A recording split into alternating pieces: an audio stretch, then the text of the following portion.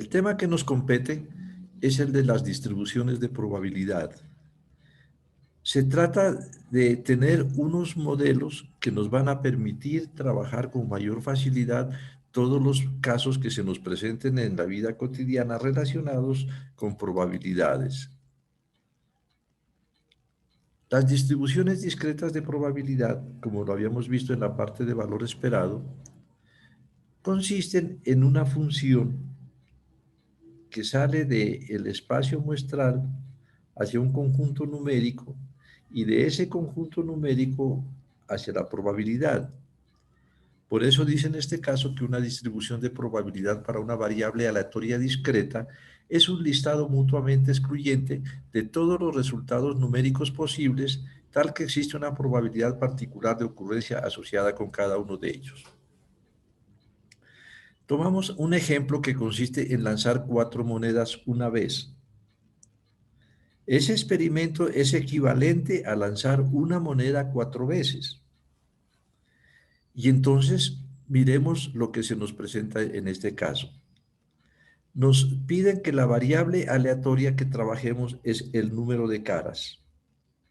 Entonces, teniendo en cuenta que esa es la variable aleatoria, número de caras, nosotros tenemos una tabla con todos los resultados posibles. En esa tabla, pues la C quiere decir cara y la X quiere decir sello, o lo que es lo mismo otro valor. Para el primer caso, cuando hay 4X quiere decir 4 sellos, el número de caras es 0. Luego tenemos nosotros las opciones de una cara. La cara se presenta en en la última moneda, en la tercera, en la segunda o en la primera. Hay 4 resultados donde el número de caras es 1. Y así se continúa para 2 caras, para 3 caras y para 4 caras. Entonces, ¿qué es lo que tenemos ahorita? Que en vez de escribir los resultados que están en la primera columna de la izquierda, esas X y las Cs, lo que hacemos es transformar mediante la variable aleatoria al número de caras. Y entonces los valores que tenemos ahora son 0, 1, 2, 3 y 4. Por el principio fundamental del conteo, sabemos que el número de resultados son 16, porque en la primera moneda hay 2 resultados, en la segunda 2, en la tercera 2 y en la cuarta 2. Entonces 2 a la 4 nos da 16. La probabilidad de cada uno de esos 16 resultados, pues lógico, es 1 sobre 16. Ahora, ¿qué es lo que vamos a hacer? Ya, pues olvidarnos de esas X y las Cs y simplemente trabajar con la variable aleatoria. Entonces, esa tablita que tenemos allí, nosotros la trasladamos a una tabla donde aparece en la primera columna la variable aleatoria, en este caso el número de caras con los valores que toma. En la segunda columna la probabilidad de cada uno de esos valores. Y en la tercera columna la probabilidad acumulada que ya la miramos anteriormente. Entonces, ¿cuál es el nombre que le tenemos que dar a esto? Pues lo que le tenemos que dar como nombre es tabla de distribución de probabilidad. Pero entonces deben tener presente de que aquí están todos los resultados posibles con sus probabilidades. No puede faltar un resultado. ¿Sí? Ahora, como hicimos en la parte de estadística descriptiva, si ya tenemos una tabla de distribución, pues podemos acompañarla de un gráfico. En este caso, tenemos un gráfico de un diagrama de barras separadas hecho con estas graphics, donde aparece para cada columna el número de caras y las probabilidades respectivas como altura. O podríamos hacer otro diagrama, esto es lo de menos, pero lo mismo que en estadística descriptiva se hace un diagrama. Bien, ahora, desde el punto de vista axiomático, nosotros lo que decimos es que una función de probabilidad consiste en que si tenemos una variable aleatoria X, que puede tomar unos valores X sub 1, X sub 2, hasta X sub n, con probabilidades asociadas, es decir, probabilidad de X sub 1, probabilidad de X sub 2, probabilidad de X sub n, que ahorita las hemos simbolizado con F. Entonces, el conjunto de pares ordenados XP de X se llama función de probabilidad. Es simplemente un nombre que corresponde a todo lo que ustedes han mirado en sus matemáticas, en su cálculo. Y entonces la simbología que utilizamos es F minúscula de X. F minúscula de X sub I equivale a la probabilidad de que la variable aleatoria tome el valor X sub I. ¿Qué es lo que debe cumplir? Que esa función tiene un valor numérico para todas las variables aleatorias. Y eso es lógico porque tiene que ser función. Lo segundo es que la f de x no puede ser negativa. Y lo tercero, que la suma de todas las f de x debe darnos 1. Esto lo conocemos nosotros desde que miramos la estadística, las probabilidades clásicas.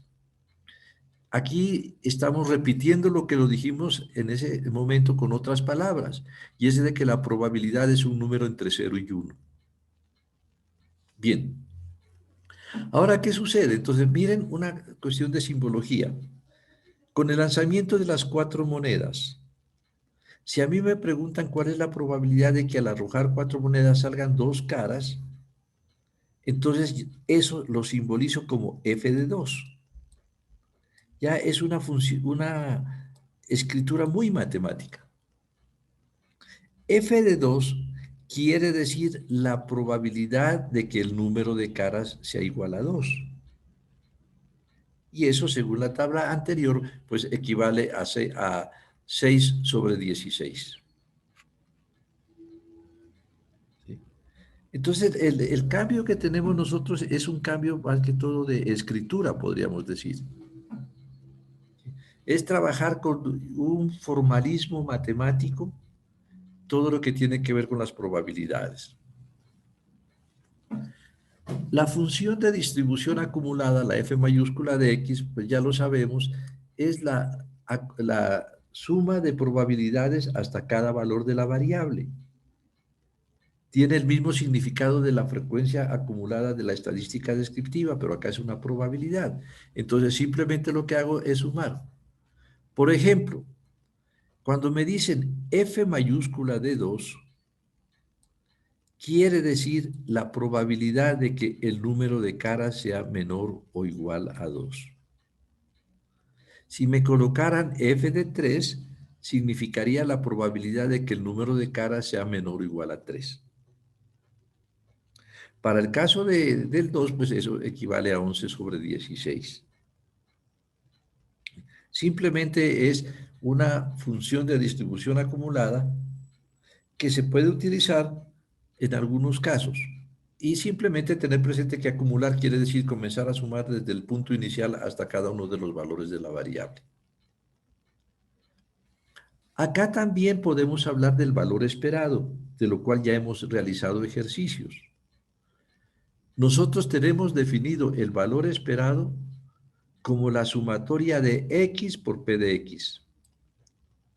Aquí el único cambio que le hacemos es colocar sumatoria de x por f, pero ya sabemos que la f es la misma probabilidad. Ese es el valor esperado, que en muchos casos también se lo puede simbolizar con la letra mu. Debemos recordar que el valor esperado es la media de la distribución de la variable aleatoria, pero una media hacia el futuro. Mientras lo que se ve en estadística descriptiva como media aritmética es un valor que se encuentra basado en las mediciones que se hacen, el valor esperado es una media aritmética pero hacia el futuro. Por consiguiente es incierto. Pero tiene las mismas propiedades, es decir, el valor esperado es único para cada muestra, en este caso para cada variable aleatoria, ¿sí? El valor esperado tiene las unidades de la variable y allí estamos hablando de las demás propiedades.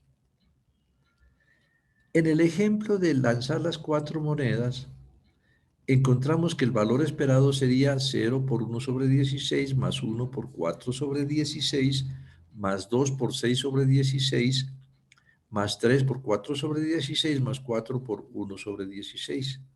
Y eso nos da 2. Y como este tiene unidades, son las mismas de la variable, serían 2 caras. ¿Cómo interpretamos esto? Diciendo que si nosotros lanzamos 4 monedas repetidamente, entonces el número de caras en promedio va a tender al 2. ¿Sí? Hay que tener en cuenta, no es para un solo lanzamiento, sino tender al 2. Es decir, ese es lo que nosotros esperaríamos. Si yo voy a lanzar 4 monedas, esperaría encontrar 2 caras. Aquí también tiene una lógica y es que pues ese 2 es el que tiene la mayor probabilidad que 6 sobre 16. Así como hay una media, también hay una varianza. Y así también al haber una varianza hay una desviación típica que es la raíz cuadrada de la varianza. Si ustedes recuerdan, la varianza es el promedio de los cuadrados de las desviaciones con respecto a la media. Pero como tiene las unidades al cuadrado, entonces se saca la raíz cuadrada para que queden las unidades lineales. Y eso es lo que se conoce como desviación típica. En nuestro ejemplo de las 4 monedas, la varianza sería 1 como número y las unidades cara al cuadrado. Al sacar la raíz cuadrada de esto, nos da la desviación típica que sería una cara. Entonces, observen de que en este modelo de las 4 monedas hay una media de 2 caras y una desviación típica de una cara. Comencemos a mirar los modelos. El primer modelo es el modelo binomial, ¿sí? Que se debe su nombre a algo que ustedes tienen que haber mirado en su grado noveno de educación media, que es el binomio de Newton. ¿Sí? Allá está basado. Para cada uno de estos modelos, vamos a mirar en primer lugar las características, luego la fórmula que tiene. Tercero, los momentos, o sea, cuál sería el valor esperado y la desviación típica, y terminaríamos haciendo ejercicios. Comencemos entonces con la distribución binomial. Dice, supongamos que en un experimento aleatorio, perdón, tiene las siguientes características. Primero, en cada prueba solo son posibles 2 resultados que llamaremos éxito y su contrario fracaso. Es decir, esto se aplica a todos esos experimentos donde nosotros podemos resumir a 2 los resultados, que sería éxito, fracaso, ganar, perder, si no, artículo defectuoso, artículo correcto, etcétera. Hay que tener en cuenta que esos 2 resultados son complementarios y son excluyentes, es decir, el uno excluye al otro. Si hay éxito, pues naturalmente no puede haber fracaso, como tampoco puede haber éxito y fracaso al mismo tiempo. Bien. La segunda característica es que el resultado obtenido en cada prueba es independiente de los resultados obtenidos anteriormente. Es decir, cuando yo repito el experimento, lo repito en las mismas condiciones. No hay cambios. En otras palabras, el espacio muestral es el mismo. Tercero, la probabilidad de éxito es constante y la representamos por una letra P minúscula. Esa P no varía de una prueba a otra. y la probabilidad de fracaso, que sería el complemento. Como solo hay dos resultados, si P es probabilidad de éxito, pues 1 menos P es la probabilidad de fracaso. Generalmente se la representa con la letra Q minúscula. En la mayoría de textos colocan Q en vez de 1 menos P. Pero entonces miren que son completas. Por ejemplo, si la probabilidad de éxito es del 80%, pues automáticamente la probabilidad de fracaso es del 20%. Y son complementarias.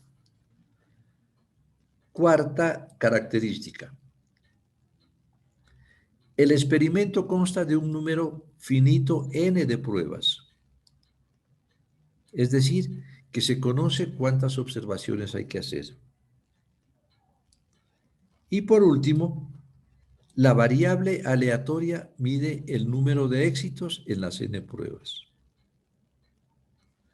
5 características. Existen 2 resultados posibles. Las observaciones son independientes. Se conoce la probabilidad de éxito.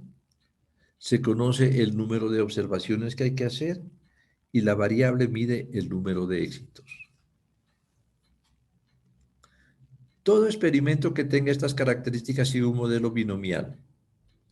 A la variable X, que expresa el número de éxitos obtenidos en cada prueba del experimento, la llamaremos variable aleatoria binomial. Bien, entonces esas son las características. ¿Cuál es la fórmula, la ecuación? Aquí tienen a la izquierda una que dice P de que X sea igual a K. Es igual a las combinaciones de n elementos tomando K, P a la K, Q a la N menos K. O también en muchos textos lo escriben directamente como P de X. Entonces simplemente colocan P de X igual a N tomando X, P a la X, Q a la N menos X. Esa es la fórmula. ¿Qué tenemos aquí? Que X es la variable aleatoria. X es el número de éxitos, que ese puede variar. N, el número de observaciones. P, la probabilidad de éxito. Q es la probabilidad de fracaso, que es el complemento de P. O sea, conociendo P automáticamente puedo conocer Q. Entonces lo que estamos mirando es que esta función de probabilidad binomial depende de 2 parámetros que son N y P. Si conocemos N y P, podemos encontrar cualquier probabilidad. Bien. Ahora, ¿cuáles son los parámetros? La media o valor esperado, o mu, como quieran simbolizarlo, es N por P. Entonces, mire, ya sé, no tengo que hacer ningún cálculo, ya sé que el valor esperado en una binomial es N por P. La varianza es N por P por Q. Por consiguiente, la desviación típica es la raíz de NPQ. Ahora, como estamos observando que esta distribución depende de N y de P, en muchos textos, cuando hablan de una distribución binomial, la simbolizan con una B y entre paréntesis NP. Porque con esos dos parámetros ya queda completamente definida. Es decir, si a mí me dan un N cualquiera y una P cualquiera, puedo calcular las probabilidades que me pidan desde 0 hasta N. Como cualquier distribución, esta también tiene la acumulada. Entonces allí tienen ustedes la fórmula para la distribución acumulada, que simplemente consiste en sumar desde x igual a 0 hasta el k que nos estén pidiendo y encontramos entonces ya los resultados. Simplemente es una probabilidad acumulada, no tiene ningún problema. Bueno, ¿qué es lo importante? ¿Sí? Nosotros tenemos que identificar el modelo. Ahorita es el primero que miramos, entonces lo que tenemos allí es un ejemplo. Pongan atención. Una máquina fabrica una determinada pieza. Al hablarnos de que hay un proceso de producción, nosotros sabemos que las variables, las observaciones son independientes. Esto está dicho desde hace rato, de que en los procesos de producción se supone la independencia. Se sabe que produce 10 de cada 100 de piezas defectuosas. Entonces, si me está hablando de piezas defectuosas, está diciendo que hay dos resultados posibles, que sea defectuosa o que no sea defectuosa. 10 de cada 100 son defectuosas. Está entregando la probabilidad de que una pieza sea defectuosa. 10 sobre 100. Hallar la probabilidad de que al examinar 5 piezas me está dando ya el tamaño de la muestra, el número de observaciones que hay que hacer. Solo aparezca una defectuosa. Voy a contar el número de defectuosas. Entonces ahí están las 5 condiciones para que sea binomial. Existen dos resultados posibles, defectuoso o no defectuoso. Las observaciones son independientes porque es un proceso de producción. Se conocen las probabilidades, la de éxito en este caso 10 de 100 y la de fracaso pues sería 90 de 100. Se conoce el número de observaciones, 5, y vamos a medir la variable, el número de defectuosas. Entonces, ¿qué sucede? Miren, ya es una binomial con n igual a 5 y p de que sea defectuosa 0,1. Con eso puedo encontrar todas las probabilidades. En este caso me piden hallar la probabilidad de que aparezca una defectuosa. Entonces observen, probabilidad de que x sea igual a 1 es 5 tomando 1, 0,1 a la 1, 0,9 a la 5 menos 1, 4. ¿De dónde sale el 0,9? Pues es el complemento, es la probabilidad de fracaso. Si la de éxito es 0,1, pues la de fracaso es 0,9. ¿De dónde sale el 4? El 4 sale del 5 menos 1. Tiene que haber 4 aquí. Se hace la operación y se encuentra la respuesta. Supóngase que a nosotros nos piden no de que haya un defectuoso, sino de que aparezcan 3 defectuosos. Entonces, ¿qué es lo que tendría? Probabilidad de que x sea igual a 3. ¿Qué cambios debo hacer? Pues debo cambiar aquí, en vez del 1 va el 3. Acá, en vez del 1 va el 3. Entonces, en vez del 4 sería 5 menos 3, 2. Y encuentro la respuesta. Es decir, conociendo n y conociendo p se pueden encontrar todas las probabilidades. Lo importante es que ustedes den una respuesta.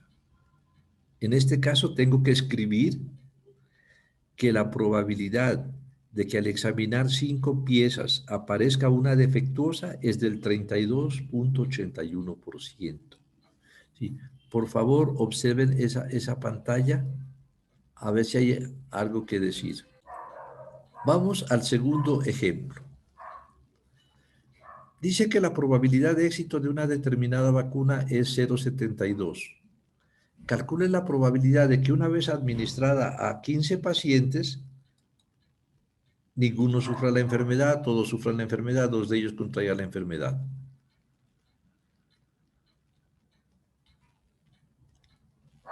Analicemos. La probabilidad de éxito de una determinada vacuna. Esto significa que hay dos resultados posibles, que la vacuna sirve o que no sirve. Las observaciones son independientes porque se aplica a personas. Se conoce la probabilidad de que la vacuna funcione, sí, es 0,72. Por consiguiente, la probabilidad de que la vacuna no funcione es 0,28. Nos dan una muestra de 15 pacientes, nos dan el número de observaciones y nos preguntan sobre el número de los elementos que sufren la enfermedad o que no la sufren. Es un modelo binomial. En este caso es un modelo binomial con n igual a 15 y P que la vacuna funcione 0,72. Pongan atención porque están tomando como éxito que la vacuna funcione. Cuando nos preguntan cuál es la probabilidad de que ninguno sufra la enfermedad, esto significa que la vacuna funcionó para todos. Por consiguiente, tengo que escribir la probabilidad de que X sea igual a 15. Esto significa, X igual a 15 significa que ninguno va a sufrir la enfermedad. Ya el resto simplemente es trasladar acá 15 tomando 15, 0,72 a la 15, 0,28 a la 15 menos 15, 0. Y está la respuesta.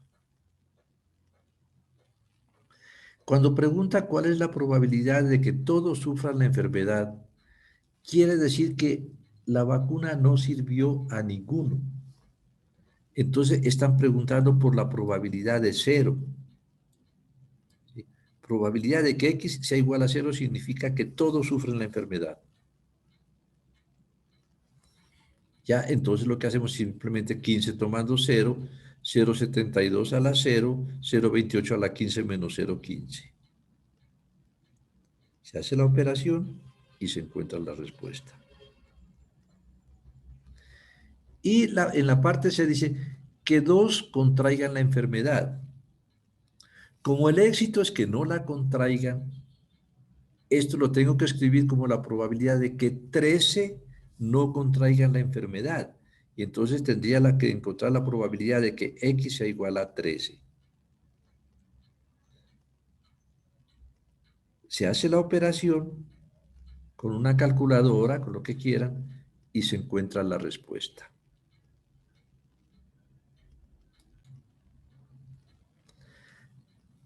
Resulta que como en la distribución binomial, conociendo n y conociendo p, se pueden encontrar todas las probabilidades, existe una tabla que ya nos permite hacer la lectura de los resultados.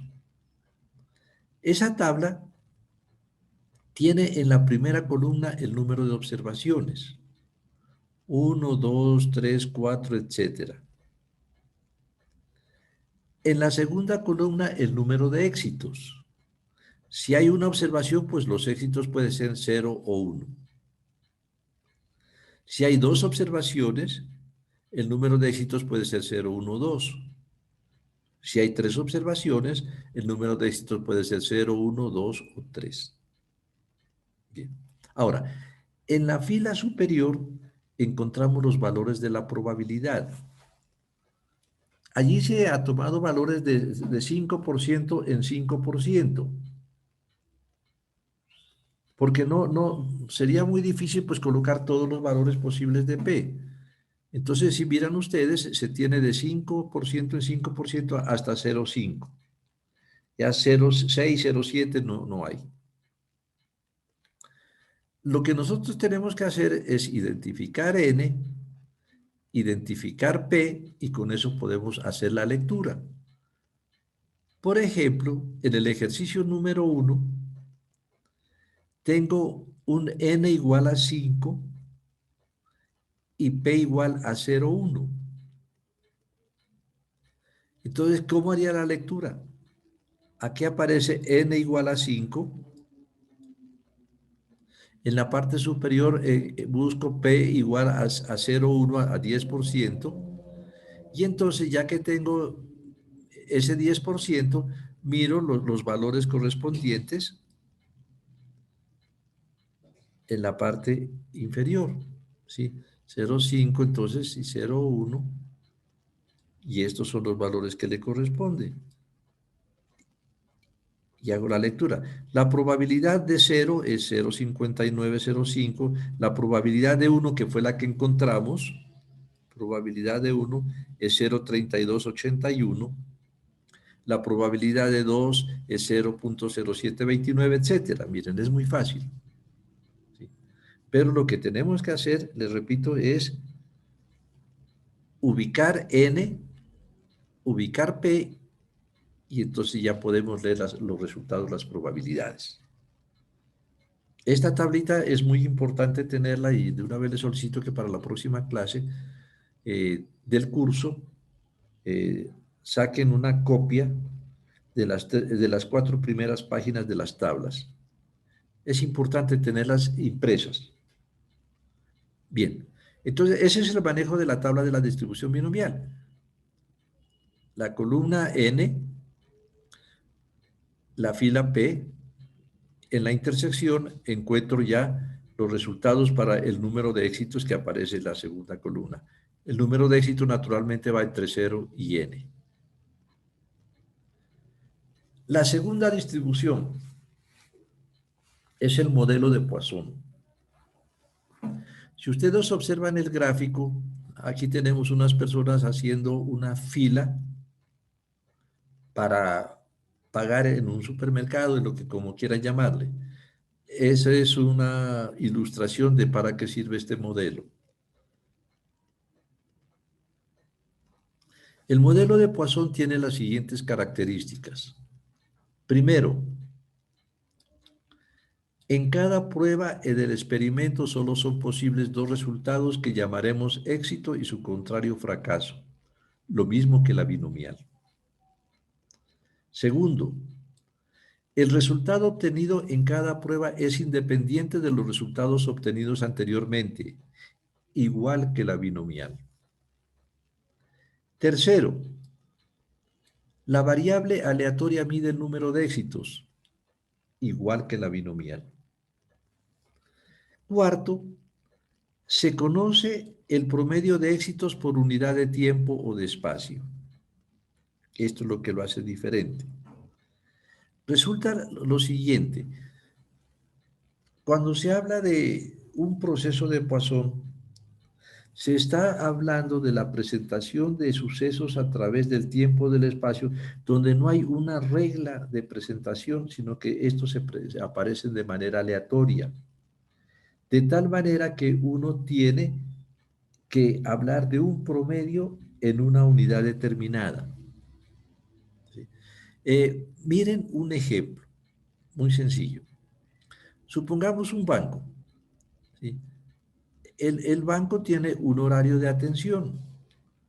Digamos que ese horario de atención comienza aquí, 8 de la mañana o lo que quieran, y termina en esta parte. Los clientes pueden llegar al banco en cualquier momento. No existe una regla que le diga en qué momento tiene que estar allí. Entonces, ¿qué sucede?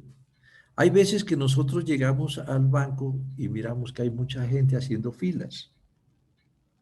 Entonces lo que decimos es, hombre, qué mala administración, ¿por qué no colocan más cajeros? ¿Sí?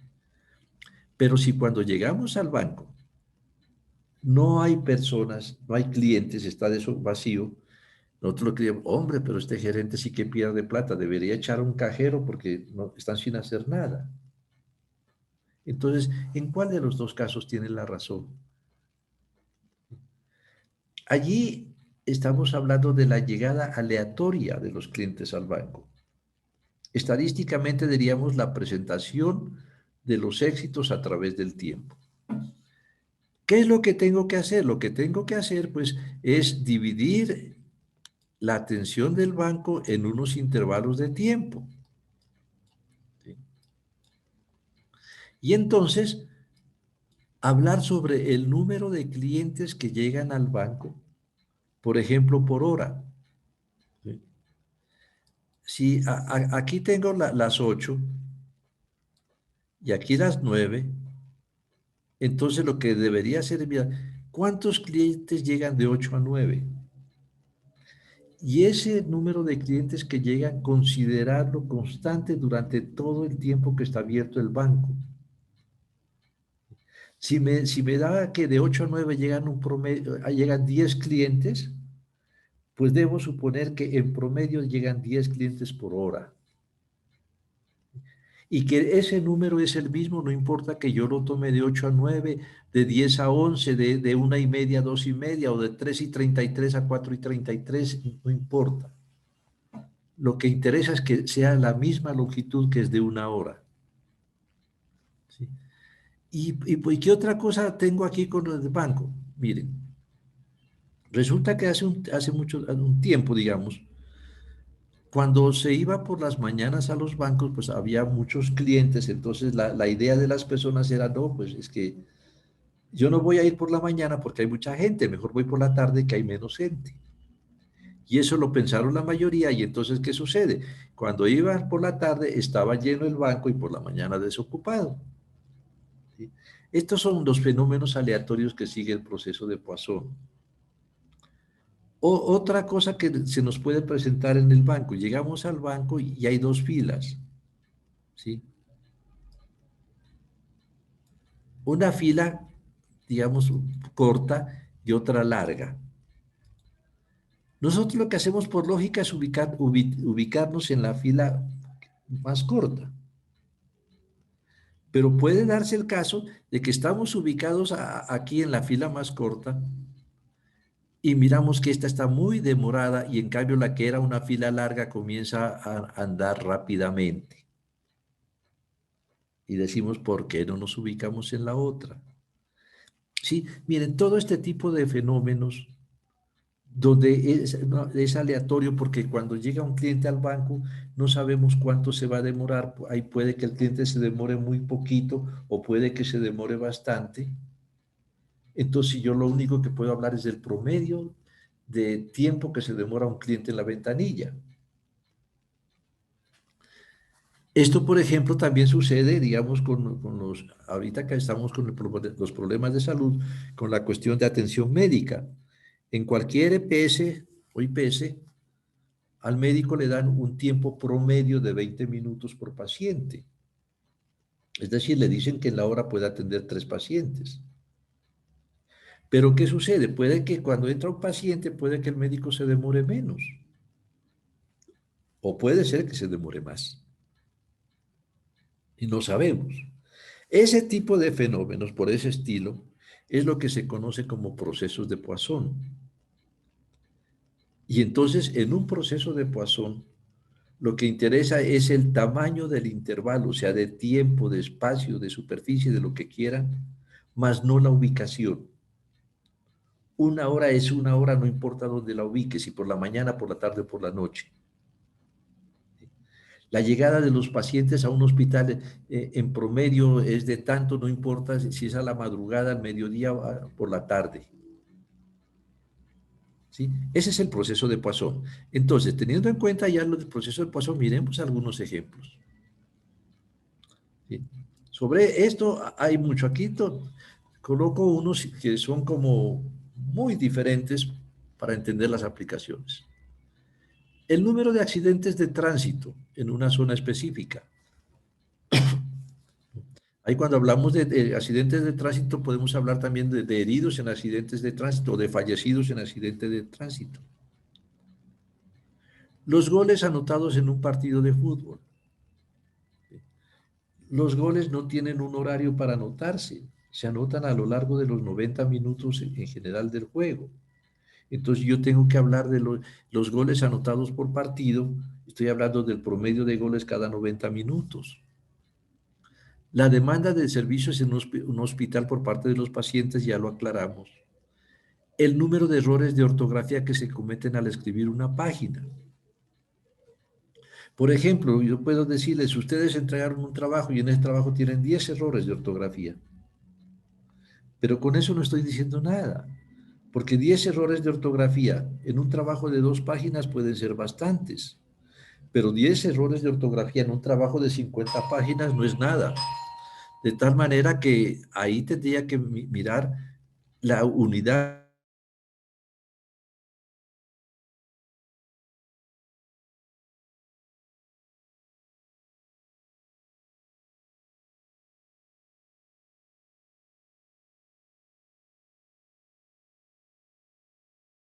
Disculpen un momentito. Sí, me disculpa.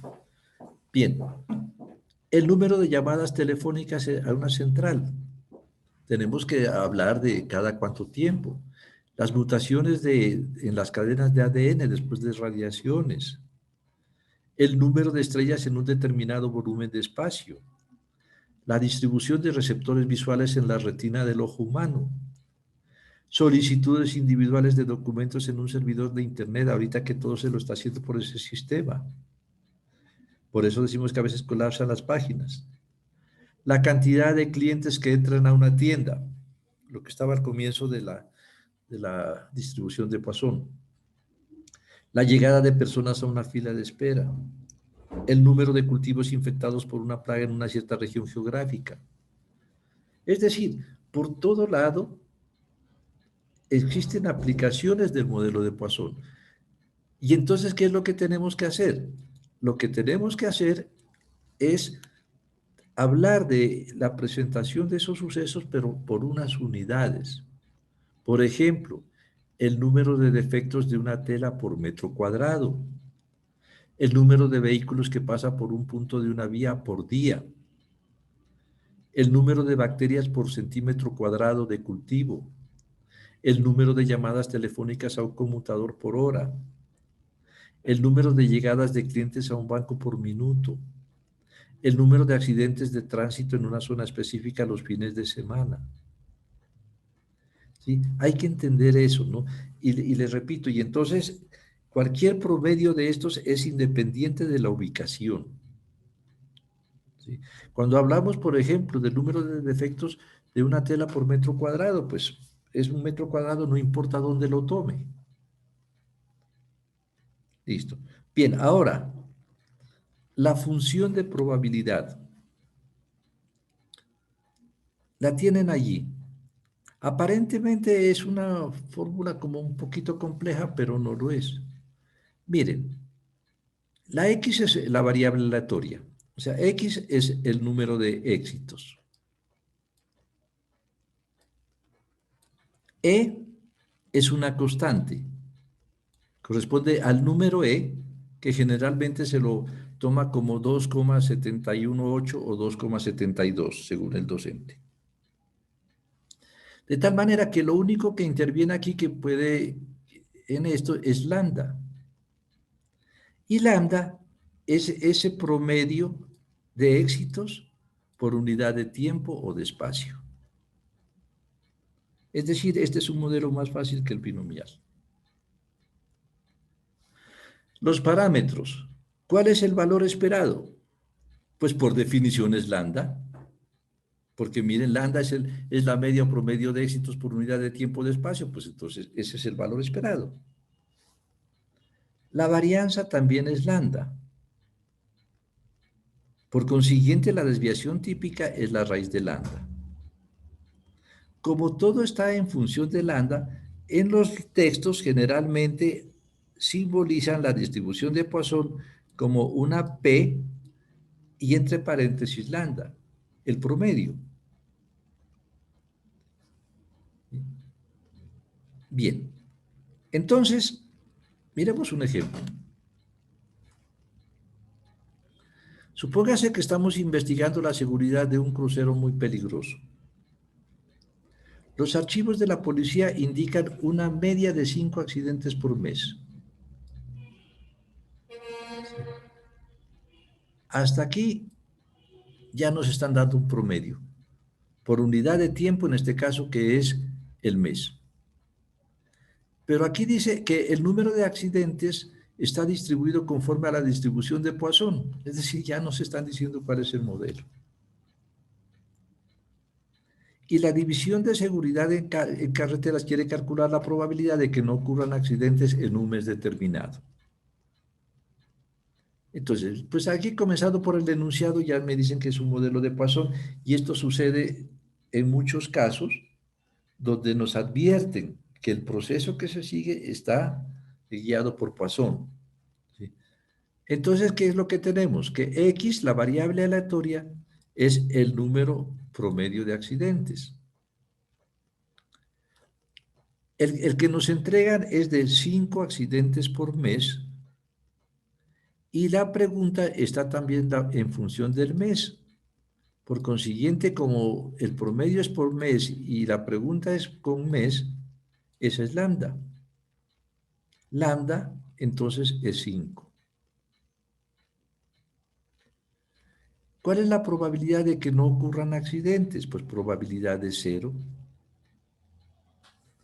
Entonces, miren, simplemente P de 0 es igual E a la menos lambda por lambda a la X sobre X factorial, 0, 0.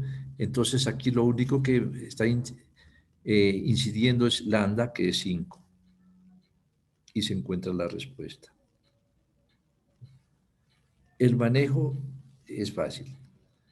Si, por ejemplo, me preguntaran de que cuál es la probabilidad de que ocurran dos accidentes.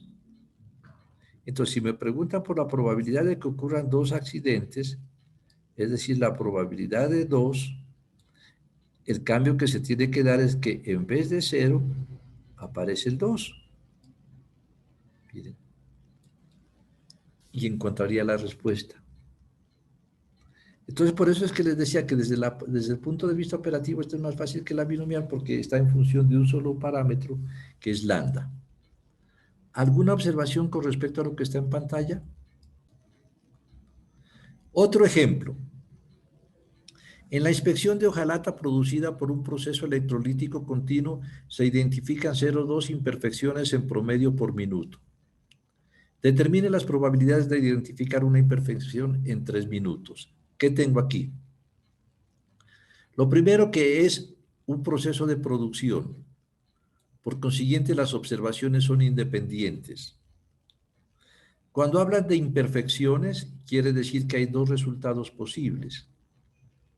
Que haya imperfección o que no la haya. ¿Sí? Entonces, aquí, ¿qué más tengo? La variable aleatoria mide el número de imperfecciones, número de éxitos. Y lo que me entregan aquí es, dice, se identifican 0,2 imperfecciones en promedio por minuto. ¿Sí? Eso es muy importante, 0,2 imperfecciones en promedio por minuto. Ya me dan un promedio. Por consiguiente, allí ya tengo que trabajar un proceso de Poisson. ¿Sí? Pero miren lo siguiente. Acá las imperfecciones en promedio son por minuto. Pero resulta que me hacen la pregunta por un intervalo de 3 minutos. Entonces, es muy común en estos procesos de Poisson que nos dan un promedio con una unidad, pero que la pregunta tiene otra unidad. Entonces, lo que hay que hacer es transformar ese promedio a la unidad que nos están pidiendo. Aquí, por ejemplo, dice que X es el número de imperfecciones en hojalata cada 3 minutos. Como tengo 0,2 imperfecciones por minuto, en 3 minutos, ¿cuántas tendré? Eso es una regla de 3 muy sencilla. En un minuto hay 0,2 imperfecciones, en 3 minutos, ¿cuánto?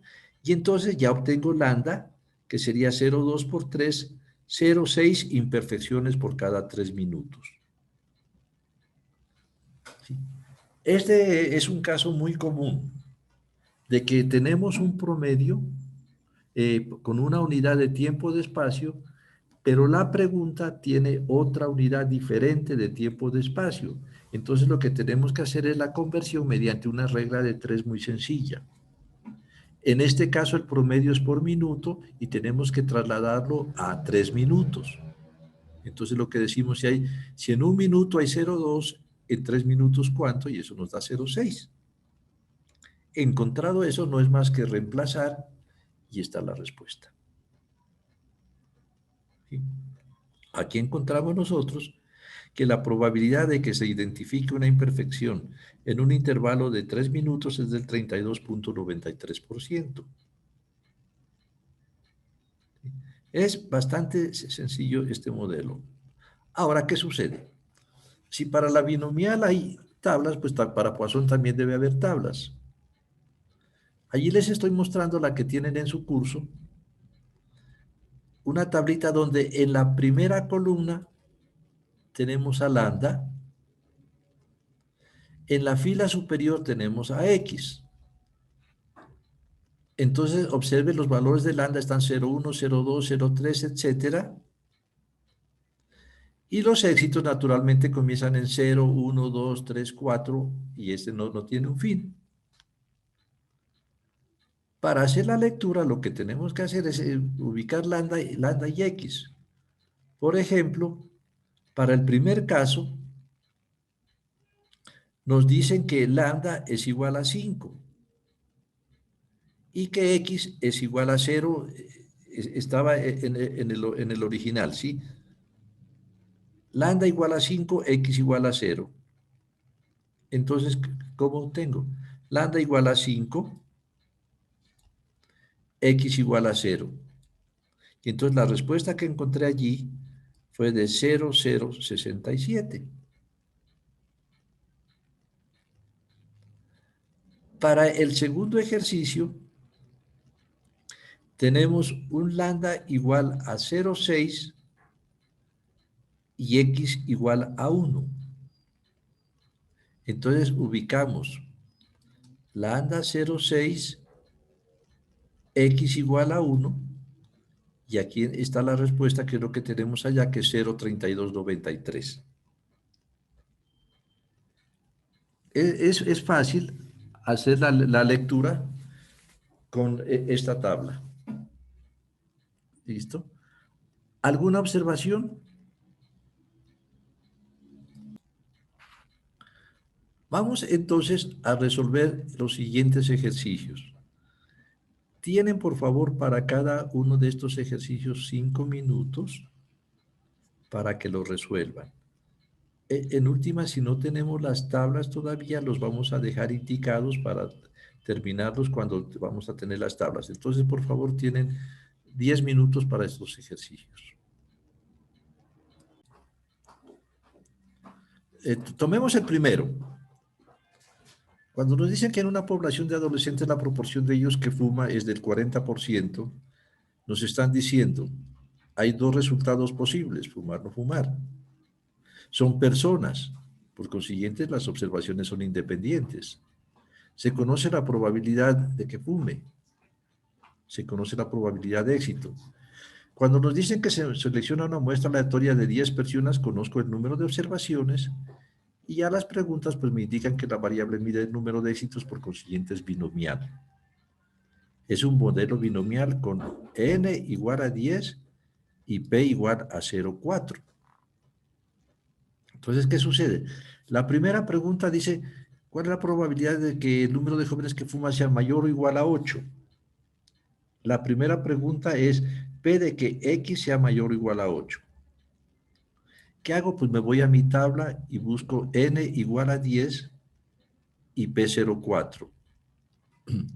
Aquí tengo n igual a 10, p 0,4. Que sea mayor o igual a 8. Entonces aquí está para 8, para 9 y para 10. Y lo que debo hacer es sumar esos números. La B dice de que x sea menor que 2. Entonces también voy a la tabla. Menor que 2 significa que puede ser 0 o 1. Sumo esos dos números y está la respuesta. Y miren lo que sucede con la C. Dice, ¿cuántos adolescentes fumadores esperaría encontrar en la muestra? Como es un modelo binomial, el valor esperado es n por p. Entonces, en este caso, el valor esperado es 10 por 0,4 igual a 4 fumadores. Muy sencillo.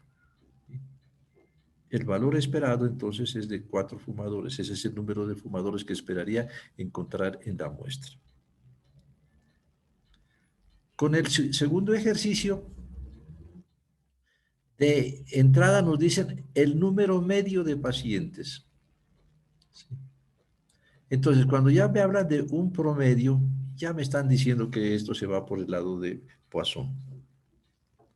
Entonces, nos dicen que ese número promedio de pacientes admitidos por día en la sala de emergencias del hospital es de 2,6.